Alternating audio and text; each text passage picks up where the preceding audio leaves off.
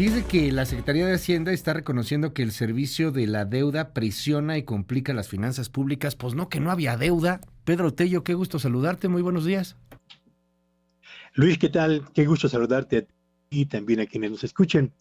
Pues sí, suele suceder cuando está por terminar algún sexenio, inevitablemente la realidad parece tan inocultable que obliga incluso a los funcionarios de primer nivel a reconocerla y al hacerlo a dar al traste con ese discurso que se mantuvo durante casi 6 años de gobierno.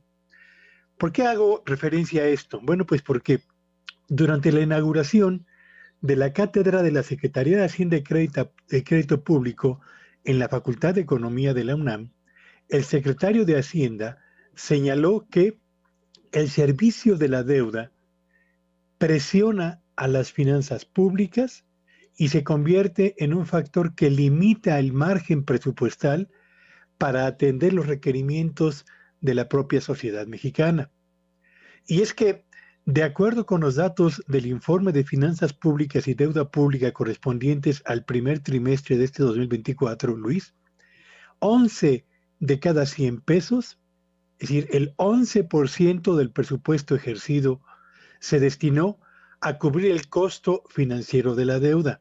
¿Qué es el costo financiero de la deuda? Bueno, pues esto incluye los pagos que debe realizar el gobierno federal por el monto de los intereses pactados al contratar deuda, más las comisiones, más los gastos derivados de créditos que ha otorgado la banca privada al gobierno de México, así como el monto de aquellos recursos que se destinan a cubrir el saneamiento financiero y el apoyo a los ahorradores y deudores de la banca, el famoso FOBAPROA, que sigue gravitando pesadamente sobre la economía mexicana.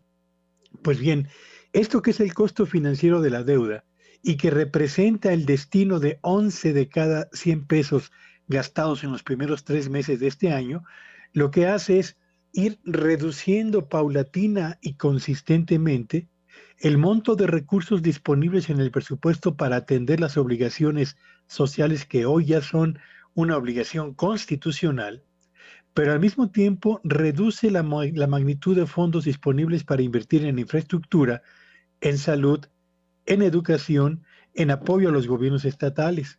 Y el hecho de que el secretario de Hacienda reconozca justamente que este factor, el servicio de la deuda, esté presionando a las finanzas públicas, se suma a lo que justamente el día de ayer también destacó una de las más importantes calificadoras a escala mundial, que es Fitch Ratings, en el sentido de que México heredará a la siguiente administración finanzas públicas que harán difícil, muy difícil el trabajo de atender requerimientos en infraestructura, obligaciones en el sector social y particularmente la atención de los rezagos en materia de educación y de salud. Así que, contra lo que se aseguró durante años, ya el pago del servicio de la deuda, Luis Auditorio, empieza a ejercer una presión importante sobre las finanzas públicas de México. Oye, un más menos, Pedro, digo, a reserva de ver después los datos con toda pulcritud y exactitud, pero un más menos, ¿cuánto es lo que se debe hoy en México? Y digamos, ¿cuánto es lo que se ha endeudado este gobierno, el de López Obrador? Mira, lo que México debe en este momento en deuda externa Uh-huh. son cerca de 120 mil millones de pesos. Ok, En deuda interna son alrededor de 3 billones de pesos. ok. Eh, ¿Cuánto se ha endeudado esta administración? El monto medido en pesos es de casi 2,5 billones de pesos. Más en deuda ¿No es una interna, ¿no? cifra menor? Sí, claro. Más en deuda ¿Perdón? interna, entiendo. Sí, sí, por supuesto, porque Sí, la claro. deuda interna mantuvo tasas de interés Uh-huh. durante un buen tiempo más bajas que las que prevalecían en el exterior y hacía más atractivo emitir CETES y tesobonos, que salía más barato al gobierno pagar a intereses que Uh-huh. contratar deuda fuera de nuestras fronteras. Así que, y este año, Luis, 2024, estimo que el monto de lo que se va a pagar por el servicio de la deuda Uh-huh. superará los 750 mil Uf, millones de pesos, que es una casi un cifra billón. francamente impresionante.